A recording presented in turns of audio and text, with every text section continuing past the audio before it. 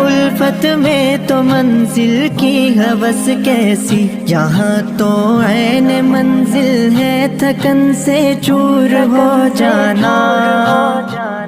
अल्हम्दुलिल्लाहि रब्बिल आलमीन वस्सलातु वस्सलामु अला सय्यिदिल मुरसलीन व अला आलिहि व अस्हाबिहि अजमईन। अऊज़ु बिल्लाहि मिनश शैतानिर रजीम। बिस्मिल्लाहिर रहमानिर रहीम। इक़रा बिस्मि रब्बिकल लज़ी खलक़ खलक़ल इंसान मिन अलक़। इक़रा व रब्बुकल अकरम अल्लज़ी अल्लम बिल क़लम अल्लमल इंसान मा लम यअलम। सदक़ल्लाहुल अज़ीम। मुअज़्ज़ज़ सामीन किराम और पर्दा नशीन ख़वातीन, अभी जो आयत करीमा तिलावत की गई है, ये आयत करीमा कुरान करीम की सबसे पहली वही है और इब्तिदा के अंदर ये 5 आयत करीमा नाजिल हुई थी। अल्लाह तबारक व ताला ने इस सूरत की इब्तिदा में आकाए मक्की व मदनी मुहम्मदुर रसूलुल्लाह सल्लल्लाहु अलैहि वसल्लम पर जो वही उतरती थी उसकी कैफियत और हालात को बयान किया है। और उसके बाद अल्लाह तबारक व ताला ने इंसान के मुतालिक फरमाया कि अल्लाह जितना इंसान पर एहसानात करता है और इनाम करता है, इंसान इतना ही सरकशी करता है। और जरा आप गौर करें कि मुशरिकाने मक्का के इनकी शकावत को अल्लाह तबारक व ताला ने इस जगह पर बयान फरमाया। इनमें से एक शकी कौन था? अबू जहल, बड़ा बदबख्त था। उसका तज़किरा भी इस जगह पर अल्लाह तबारक व ताला ने बयान फरमाया है कि मेरे आका व मौला मोहम्मद रसूलुल्लाह सल्लल्लाहु अलैहि वसल्लम जब हरम मक्का के अंदर नमाज पढ़ने के लिए तशरीफ लाते तो अबू जहल को यह भी गवारा नहीं होता। तो एक मर्तबा का वाक़या है कि अल्लाह के महबूब सल्लल्लाहु अलैहि वसल्लम नमाज में थे, तो ऊंट की औज के जिसके अंदर गोबर था, गलाजत, उसको लाकर मोहम्मद रसूलुल्लाह सल्लल्लाहु अलैहि वसल्लम की मुबारक कमर के ऊपर रख दिया। खैर, तो उसका भी जिक्र इस सूरत के अंदर अल्लाह तबारक व ताला ने किया है। खैर, उसके बाद अल्लाह तबारक व ताला ने वईद सुनाई अज़ाब की और फरमाया कि आज ये लोग बड़े तकब्बुराना अंदाज के अंदर घूम रहे हैं, जहन्नम के फरिश्ते उन्हें टुकड़े टुकड़े करके रख देंगे। क्या करेंगे भाई? टुकड़े टुकड़े कर कर रख देंगे। तो आखिरत का अजाब उनके लिए है। और अल्लाह ने दुनिया में भी इसका मंजर दिखाया। गज़वाए बद्र के मौके पर वाकया जो गुजर चुका है उसमें तफसील आ चुकी है कि यही अबू जहल कि जिसका सर कलम किया हजरत अब्दुल्ला बिन मसूद रज़ी अल्लाह ताला अन्हु ने, और उसके बाद उसके कान के अंदर रस्सी को बांधकर घसीटते हुए हजरत अब्दुल्ला बिन मसूद रज़ी अल्लाह ताला अन्हु अबू जहल को लेकर मोहम्मद रसूलुल्लाह सल्लल्लाहु अलैहि वसल्लम की खिदमत में हाजिर हुए। तो अल्लाह ने दुनिया में भी इस तरीके से इनको क्या किया भाई? रुसवा किया। और इन सारे के जो जिनके बारे में अल्लाह के महबूब सल्लल्लाहु अलैहि वसल्लम ने बद्दुआएं की थी, और गज़वाए बद्र के अंदर ये लोग जब कत्ल कर दिए गए तो बद्र के कुएं के अंदर उनको डाले गए थे। उस वक्त मेरे महबूब सल्लल्लाहु अलैहि वसल्लम ने फरमाया, हल वजदतुम मा वअद रब्बुकुम हक्का। क्या फरमाया था इस कुएं पर खड़े रहकर? हल वजदतुम मा वअद रब्बुकुम हक्का, कि तुम्हारे रब ने तुमसे जो वादा किया था वो सच पाया कि नहीं? नहनु वजदना, यानी अल्लाह के रसूल फरमाते कि हमने तो जो हमारे रब ने वादा किया था वो हमने सच पाया है, तुमने भी सच पाया कि नहीं? तुम्हारा क्या हश्र हुआ? तो खैर, इस सूरत की इब्तिदा के अंदर अल्लाह तबारक व ताला ने तालीम और ताल्लुम का यानी इल्म का तज़किरा किया है। इकरा पढ़ो, किरात का तस्कीरा किया, तालीम और ताल्लुम का तस्कीरा किया, और इस सूरत की इंतहा पर अल्लाह तबारक व तआला ने नमाज का तस्कीरा किया और तकर्रुब इल्लाह के अल्लाह तबारक व तआला का कुर्ब हासिल करो। पता चला इंसान की कामिल कामयाबी ये है और इसकी इब्तिदा इल्म से होती है और उसकी इंतहा, उसकी मंजिल, उसका मकसद और उसका एंड जो है वो अल्लाह की इबादत और अल्लाह की रजा है। क्या है भाई? अल्लाह की इबादत और अल्लाह की रजा और अल्लाह का कुर्ब है। इस पर सूरत को पूरा मुकम्मल किया है। ये पूरी सूरत का खुलासा था जो आप हजरात के सामने पेश किया गया। खैर, इन आयात करीमा की तशरीह पर आने से पहले हम एक बात को समझ लें कि इन आयात करीमा से तालीम और ताल्लुम यानी कि इल्म हासिल करने की खुलकर वजाहत हो गई और उसकी 3 वजह सामने आई। पहली वजह तो ये सामने आई कि कुरान करीम की पहली आयत करीमा, और जब किसी चीज का सबसे पहले हुक्म दिया जाता है तो उसकी अहमियत होती है ना। तो ये कुरान अभी नाजिल हो रहा है और उसकी इब्तिदा हो रही है और उसकी इब्तिदा ही के अंदर ये हुक्म दिया जा रहा है, तो इससे तालीम की अहमियत मालूम है। दूसरी बात यह है कि इसकी इब्तिदा लफ्ज़ इक़रा से की गई, जिससे भी इसकी अहमियत मालूम हो। और तीसरी बात यह है कि अल्लाह तबारक व ताला उन लोगों को कह रहा है जो अनपढ़ है। कौन है भाई? पढ़े हुए नहीं है। जो लोग पढ़े हुए नहीं है उन्हें कह रहा है। और वो लोग ऐसे थे कि अपने न पढ़ने पर फख्र करते थे, अपने उम्मी होने पर ये लोग फख्र करते थे। तो अल्लाह तबारक व ताला ने उन्हीं को मुखातब फरमा कर कहा कि पढ़िए, कि न पढ़ना ये कोई इज्जत की चीज नहीं है, पढ़ना ये इज्जत की चीज है। पढ़ने से इंसान को क्या मिलती है भाई? इज्जत मिलती है। आप देखिए कि आखिरत जो है, ये आखिरत में भी ये 3 सूरतें हैं। आखिरत में कामयाब होने की सबसे पहली सूरत क्या है भाई? ईमान होना जरूरी है। बगैर ईमान के कोई कामयाब होगा नहीं होगा। कुरान ने फरमाया नहीं, इन्नल्लाह ला यगफिरु अन युशरक बिही व यगफिरु मा दून ज़ालिका लिमन यशा। शिर्क और कुफ्र तो यहाँ पर कोई माफी का गुंजाइश ही नहीं है, उम्मीद ही नहीं। पहला। दूसरी सूरत क्या है कि अगर इंसान के पास खालिस ईमान है और ईमान के साथ वो अरकान अरबा पर अमल कर रहा है पाबंदी के साथ। अरकान अरबा क्या रहे अब? नमाज, रोजा, हज और ज़कात, और गुनाह कबीरा से बचकर जिंदगी गुजार रहा है तो कामयाबी है, पहली मर्तबा में कामयाबी मिल जाएगी। और अगर इसके अंदर कुछ कमी है, किसके अंदर? अरकान अरबा के अंदर, और गुनाहों से बचता नहीं है, तो फिर भी वो कामयाब तो हो जाएगा, लेकिन थोड़ी बहुत धुलाई होने के बाद कामयाबी। और आखिरत की तीसरी सूरत यह है कि इंसान को जन्नत में आला दर्जात मिल जाए। तो ये आला दर्जात जो मिलते हैं ये 2 वजह से। एक इंसान अपने इल्म के अंदर कमाल पैदा करे और एक इंसान अपने अमल के अंदर कमाल पैदा करे। जब इंसान अपने इल्म में कमाल पैदा करेगा, अल्लाह तबारक व ताला उसको आला दर्जा नसीब फरमाएंगे, और जब इंसान अपने अमल में कमाल पैदा करेगा, अल्लाह तबारक व ताला उसको आला मकाम नसीब फरमाएंगे। और अगर दोनों है तो सोने पे सुहागा है। क्या है भाई? दोनों चीजें तो क्या है? सोने पे सुहागा है। तो अब देखिए अल्लाह फरमाते कि इक़रा बिस्मि रब्बिकल्लज़ी खलक। तालीम की 2 सूरतें होती है। एक तालीम होती है इब्तिदाई तालीम, जिसको हम कहते हैं प्राइमरी तालीम, है ना, और दूसरी है हाई तालीम। हमारी जुबान में जो कुछ भी उसको कहते हो वो हाई तालीम है। तो कुरान करीम में इस जगह पर जो तालीम का तज़किरा है, पहले इक़रा बिस्मि रब्बिकल्लज़ी खलक, उसमें इब्तिदाई तालीम का तज़किरा है। कौन सी तालीम का? इब्तिदाई तालीम का। खैर, अब देखिए कि तालीम का ये जो सिलसिला है, ये हर दौर में, हर सल्तनत में यही रहा है। पहले प्राइमरी तालीम और उसके बाद हाई तालीम, यह सिलसिला हर दौर में रहा है।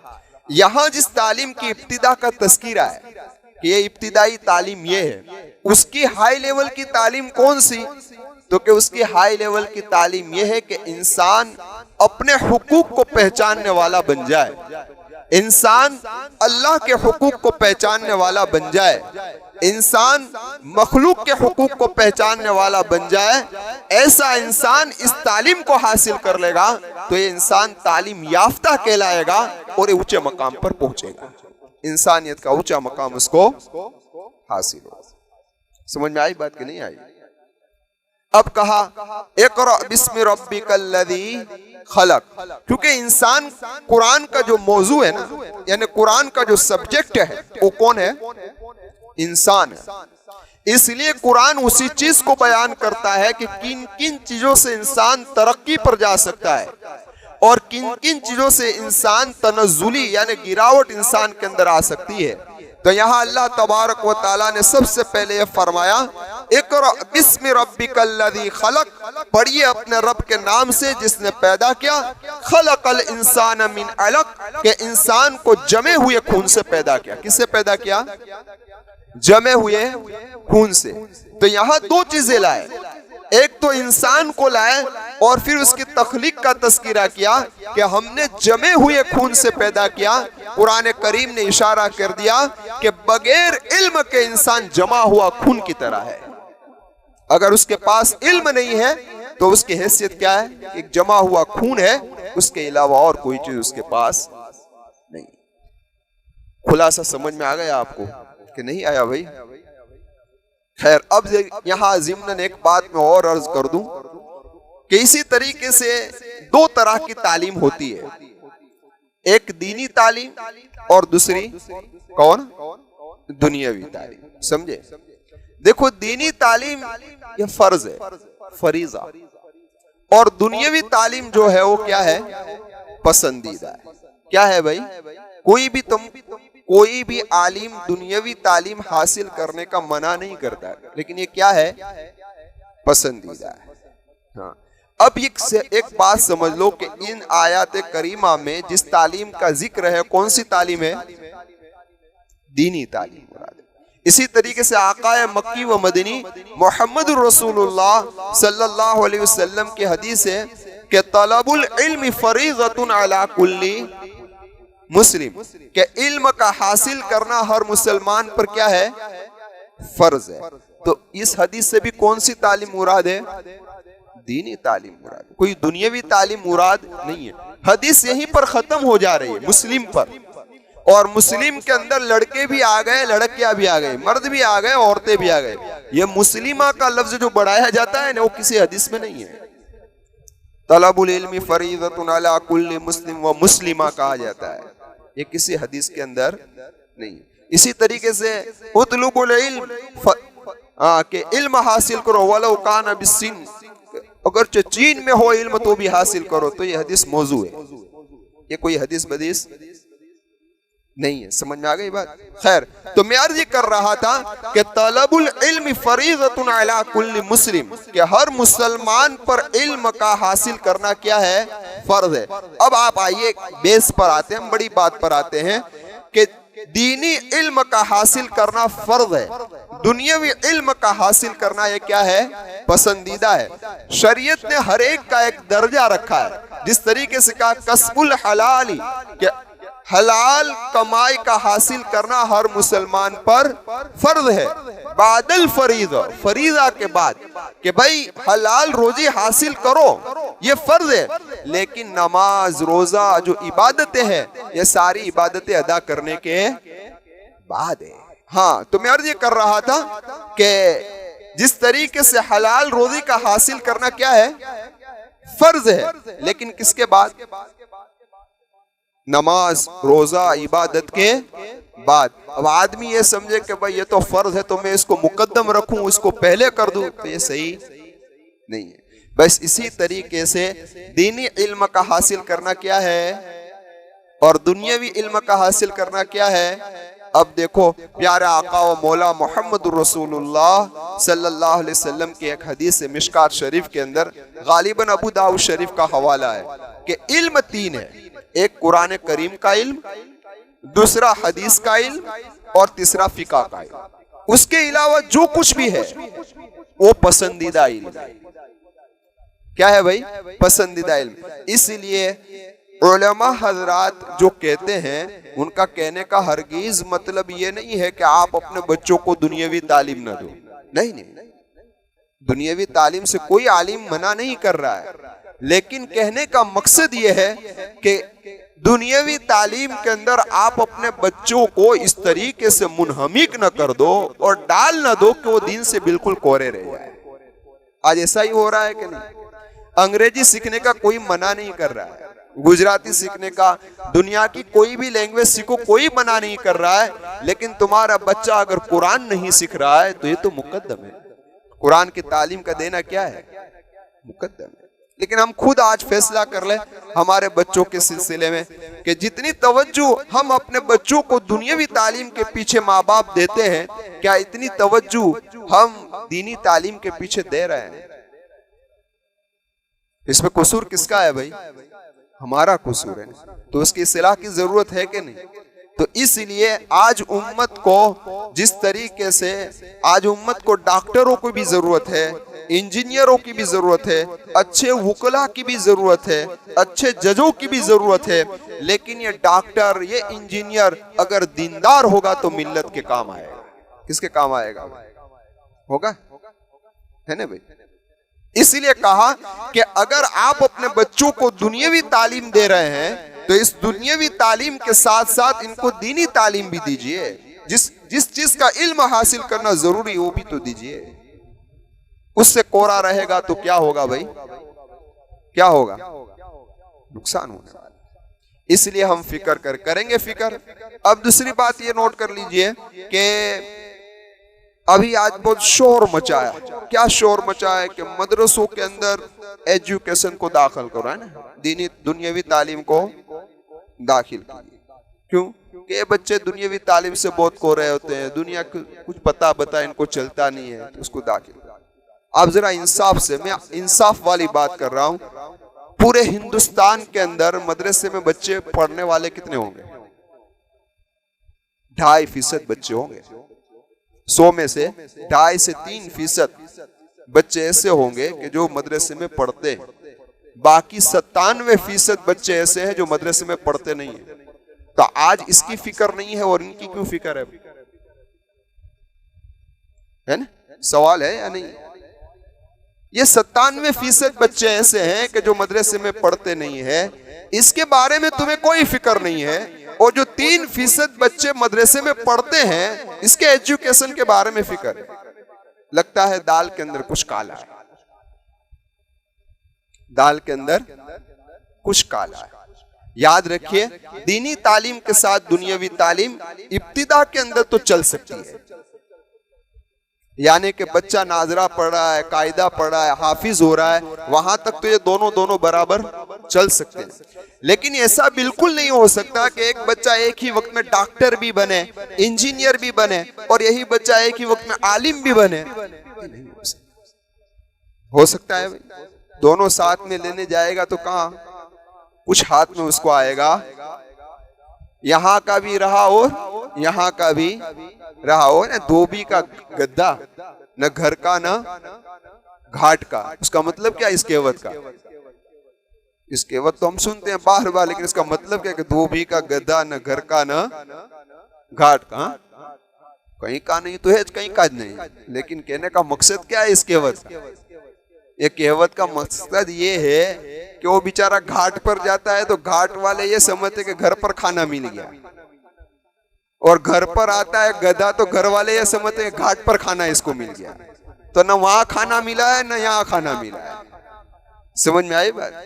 इसलिए धोबी का गधा, न घर का न घाट का। तो अगर ये दोनों को साथ में लेने के लिए जाएंगे ना, तो फिर नतीजा यही होगा, न यहाँ के रहेंगे न यहाँ के रहेंगे।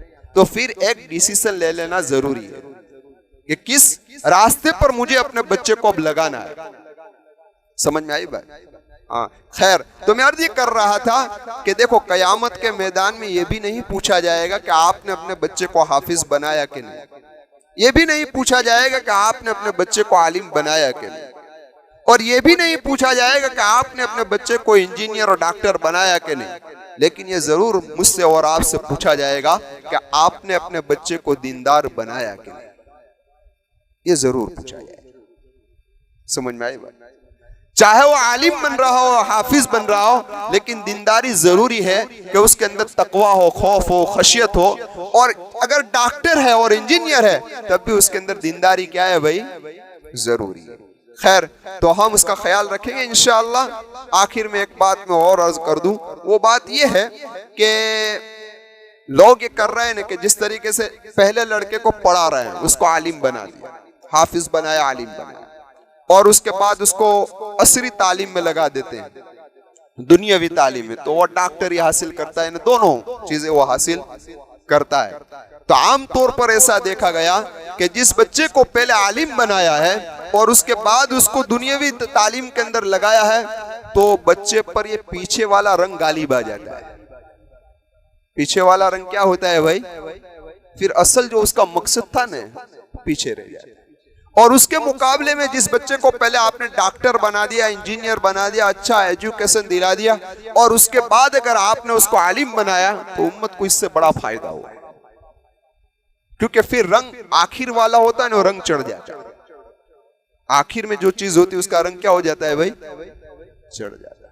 तो उससे उम्मत को क्या हुआ, बहुत बड़ा फायदा हुआ है। तो अगर हमारे बच्चे ऐसे बासलाहियत, देखिए ये छोटे छोटे बच्चे जिसके हम कदर नहीं करते, लेकिन हम जरा गौर करें, इसके ऊपर तवज्जो दे, तो बहुत सारे बच्चे ऐसे हैं कि जिसके अंदर अल्लाह ने ऐसी सलाहियतें रखी है कि दोनों तालीम हासिल कर सकते हैं और उम्मत के लिए बड़ा फायदामंद साबित हो सकते हैं। अल्लाह मुझे भी तवज्जो की तौफीक दे, हम तमाम को तवज्जो की तौफीक दे। भाई इसी तरीके से मसला है किसका, लड़कियों की तालीम का, है ना।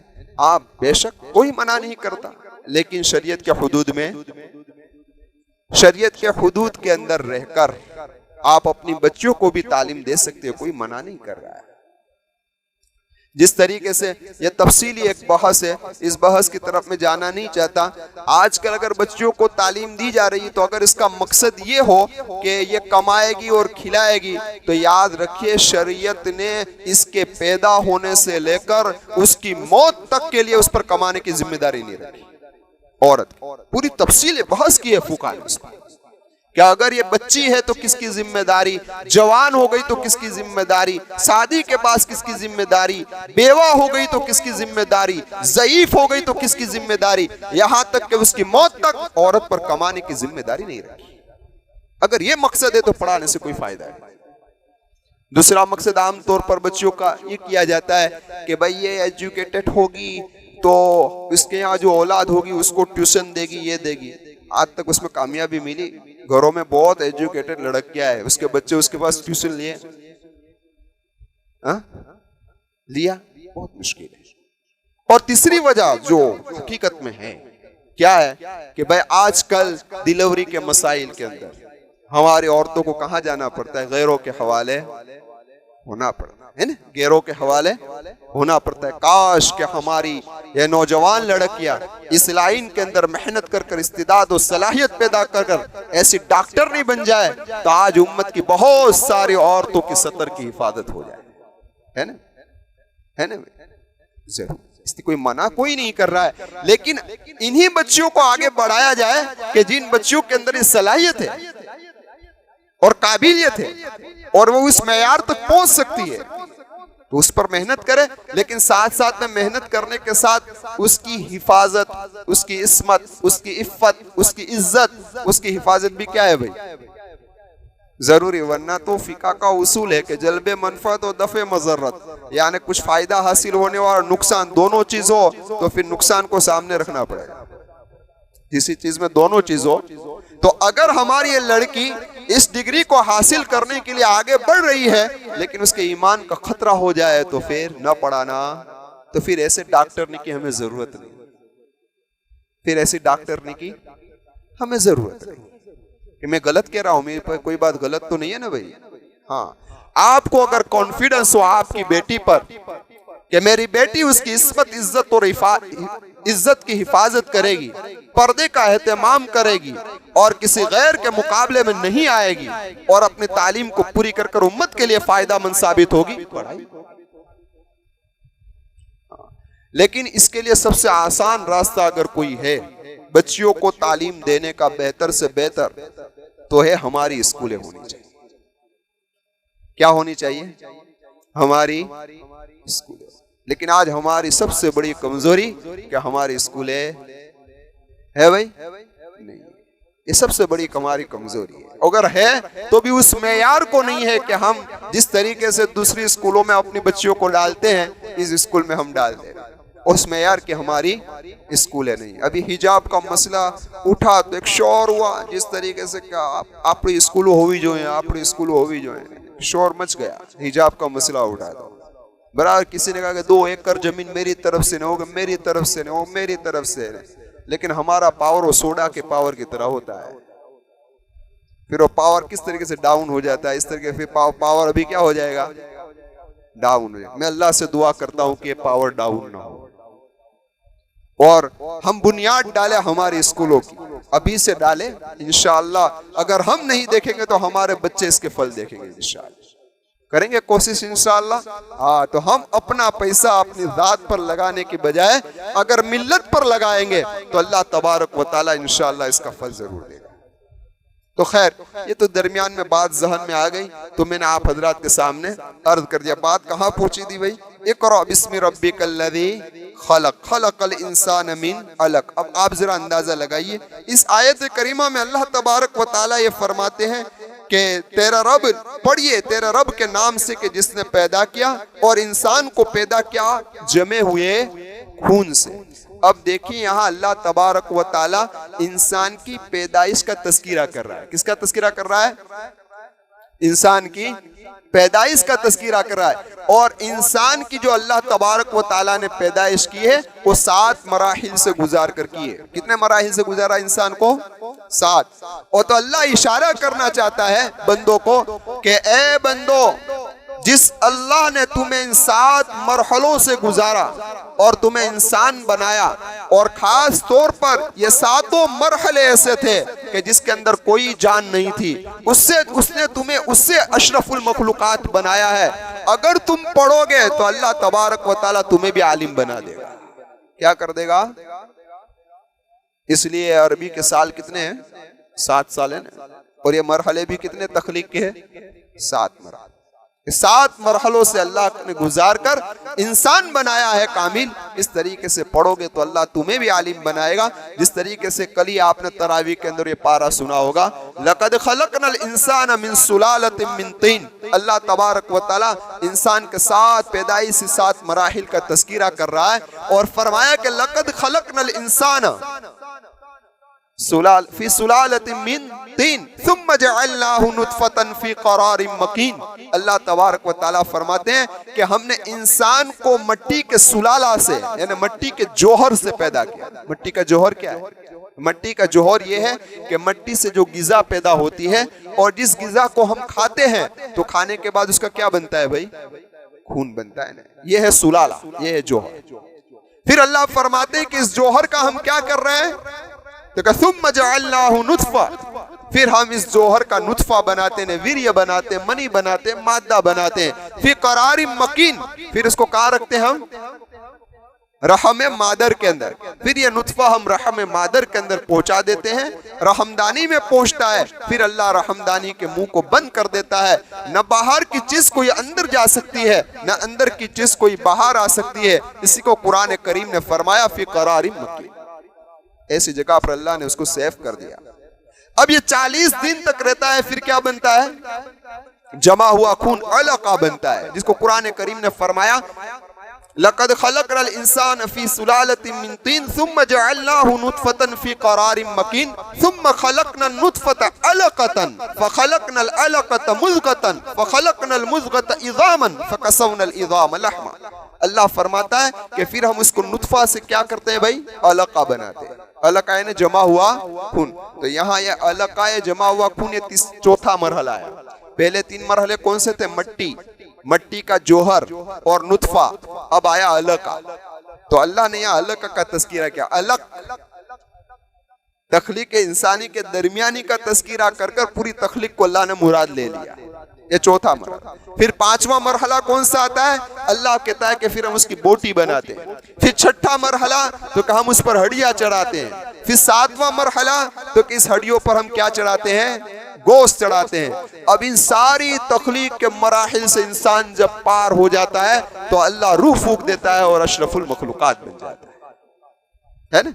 तो अल्लाह ने जिस तरीके से इन 7 मराहिल से गुजार कर तुम्हें कामिल इंसान बनाया है, वही अल्लाह इस बात पर कादिर है कि तुम पढ़ोगे, अल्लाह तबारक व ताला तुम्हें आलिम दीन बना देगा। और कुरान सीखने की कोशिश करोगे तो अल्लाह कुरान भी सिखा। मुझे तो नाज है वो अब्दुल रज़ाक भाई, 65 साल की उम्र इस आदमी की है, पाबंदी के साथ कुरान पढ़ने के लिए आ रहा है। पाबंदी के साथ इस उम्र, माशाल्लाह 25 पारे हो गए। 65 साल की उम्र का आदमी पाबंदी के साथ कुरान सीखने के लिए आ रहा है और 25 पारे उसके हो गए। बहुत खुशी होती। कभी तो मुझे यहाँ ईशा के बाद आने का इरादा नहीं होता ना कि चलो आज नहीं जाना, लेकिन अब्दुल रज़ाक भाई का तस्वुर आ जाता है तो मैं आ जाता हूँ। वो बेचारा इतनी बड़ी उम्र में पढ़ने के लिए आ रहा है, तो फिर उनको सामने रखकर मैं आ जाता हूँ पढ़ाने के लिए। खैर, तो कुरान सीखेंगे तो इंशाअल्लाह अल्लाह बड़ी उम्र में भी क्या कर देगा भाई? सिखा देगा इंशाअल्लाह। जरूर अल्लाह तबारक व कोशिश करेंगे इंशाअल्लाह। आज जो आप अहद कर ले कि हम में से जो भी कुरान पढ़ा हुआ नहीं है, इंशाअल्लाह आज से हम कोशिश करेंगे तो अल्लाह आसान कर देगा। और अगर इससे पहले आपकी मौत भी आ गई तो वह हजरत इब्राहिम अलैहिस्सलाम आपको पूरा करवा देंगे। उससे बड़े उस्ताद हजरत इब्राहिम। हाँ, तो करे कोशिश इंशाअल्लाह। इंशाअल्लाह अब देखता हूँ रमजान के बाद मेरे तलबा की तादाद बढ़ती है कि नहीं बढ़ती। ये हमारा असाब सुफ़ा है भाई, छोटा सा मदरसा हमारा चलता है यहाँ पे बूढ़ों का। अब इसमें कितना इजाफा होता है, एडमिशन लिखने कितने आते हैं, देखते हैं हम इंशाअल्लाह। खैर, ये आपको दरमियान में इसलिए हंसाया कि कुछ आप फ्रेश हो जाओ। मुझे आज आप लोग मूडलेस मालूम होते हैं, समझ में आई बात? आज आपके सबके चेहरे ना थोड़े डाउन डाउन मालूम हो रहे हैं। शायद आपको नींद का गलबा हो या रमजान अपने शबाब पर आ चुका है, इसलिए हो। तो इसलिए थोड़ा बहुत हंसा देता हूँ ताकि फ्रेश थोड़े हो जाओ आप।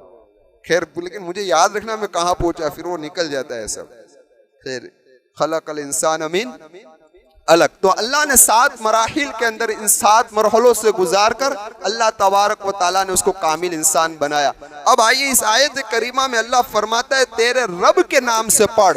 इसमें इशारा कर दिया कि जब भी तुम कुरान पढ़ो तो अल्लाह का नाम लेकर पढ़ो, यानी बिस्मिल्लाहिर रहमानिर रहीम कहकर पढ़ो। ऐसा नहीं कुरान पढ़ा है अलम नशरा लक सदरक उलुमा राखी दे तो वो वज़ाना अनका विज़रक। नहीं,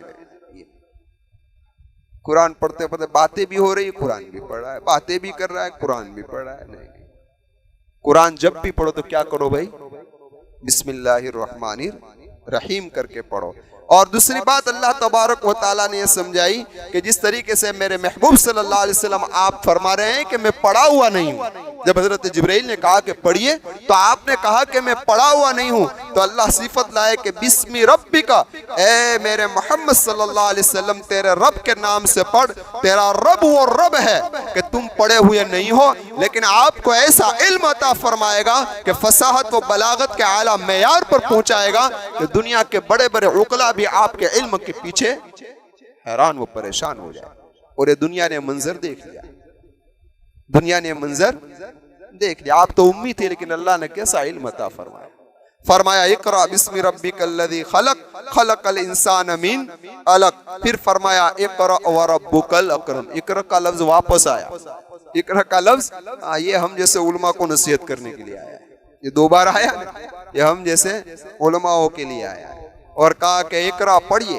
ये वापस पढ़ने का इसलिए कहा कि पहली मर्तबा जो हमने आपको पढ़ने का कहा है वो इब्तिदाई तालीम का था। और इब्तिदाई तालीम की इब्तिदा भी होती है और इंतहा भी होती है, यानी अलिफ बा से इब्तिदा होगी और जब तक सलाहियत तुम्हारे अंदर पैदा हो जाए, तुम्हारे अंदर इल्म आ जाए, ये उसकी इंतहा है।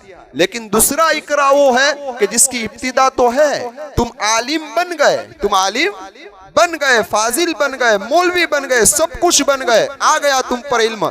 लेकिन अब भी पढ़िए, जितना पढ़ोगे इतना बढ़ोगे। समझे? अब जितना मुताला करोगे, अपने अंदर जितनी सलाहियत पैदा करने की कोशिश करोगे, उतना तुम आगे बढ़ोगे। हर इल्म में ऐसा है, डिग्री हासिल करने के बाद छोड़ दो तो पूरा है, लेकिन उसके बाद लगा लेना पड़ता है तो क्या होता है भाई, आगे तरक्की मिलती है। तो कुरान करीम ने यहाँ पर इसीलिए दूसरी मर्तबा लाए कि इक़रा व रब्बुकल अकरम, यहाँ लाए अकरम के और अब कि जो बड़ा करीम है, बड़ा सखी है। हाँ, और इसी तरीके से कुरान करीम ने सूरह तकवीर के अंदर या सूरह इन्फितार में कहीं पर अल्लाह ने फरमाया है कि हमने इंसान को बनाया,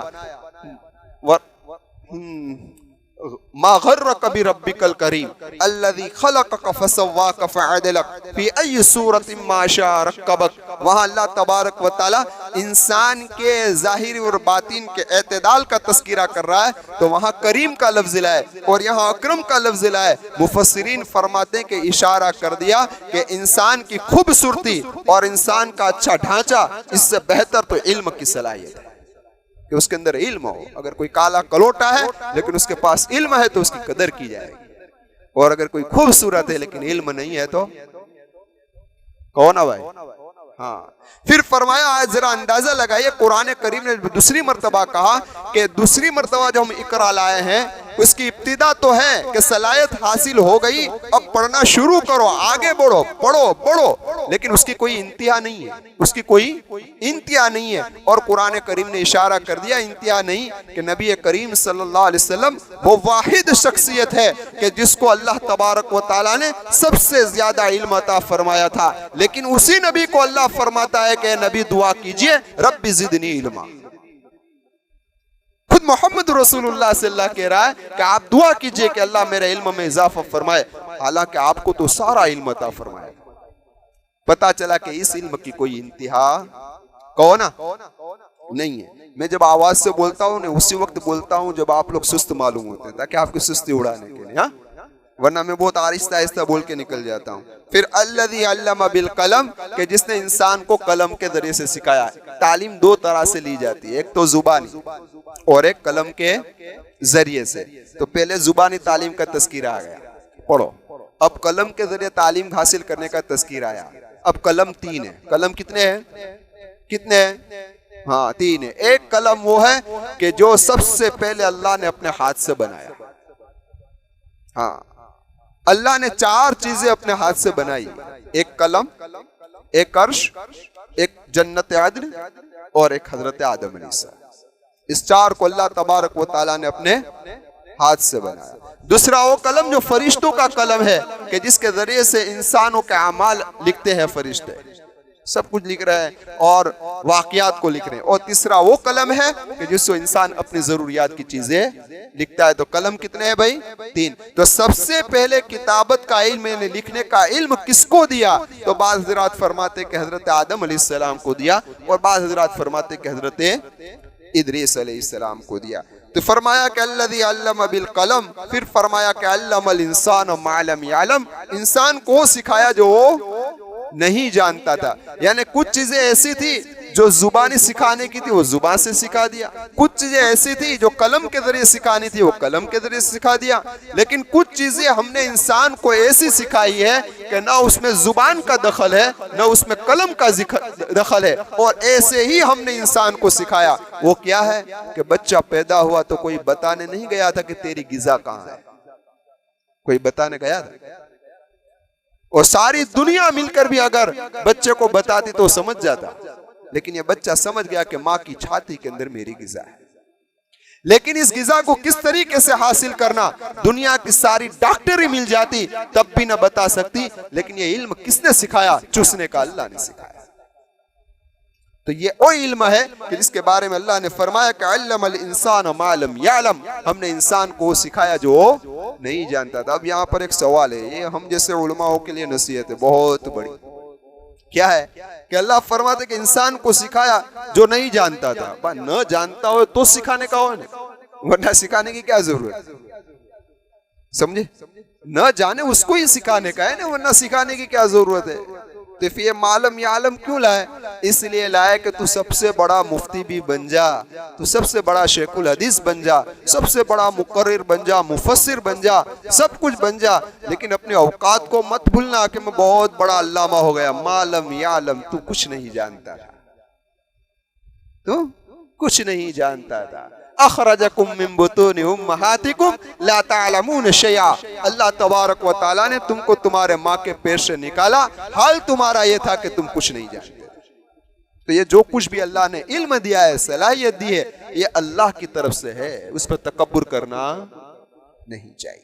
आखिरी बात करके बात को खत्म कर देता हूँ, आज आपका वक्त भी मैंने ज्यादा ले लिया है। वो बात ये है कि बाज हजरात फरमाते हैं कि अल्लमल इंसान मालम यालम से इंसान से मुराद हजरत आदम अलैहिस्सलाम है, और कहने का मकसद है कि वह अल्लमा आदम अल अस्मा कुल्लहा, कि अल्लाह तबारक व तआला ने हजरत आदम अलैहिस्सलाम को हर चीज का इल्म अता फरमाया। बाज हजरात फरमाते कि इंसान से मुराद मोहम्मद रसूलुल्लाह सल्लल्लाहु अलैहि वसल्लम की ज़ात गिरामी है, कि अल्लाह तबारक व तआला ने आपको साबिक अंबिया का इल्म अता फरमाया और लौहो कलम का इल्म अता फरमाया।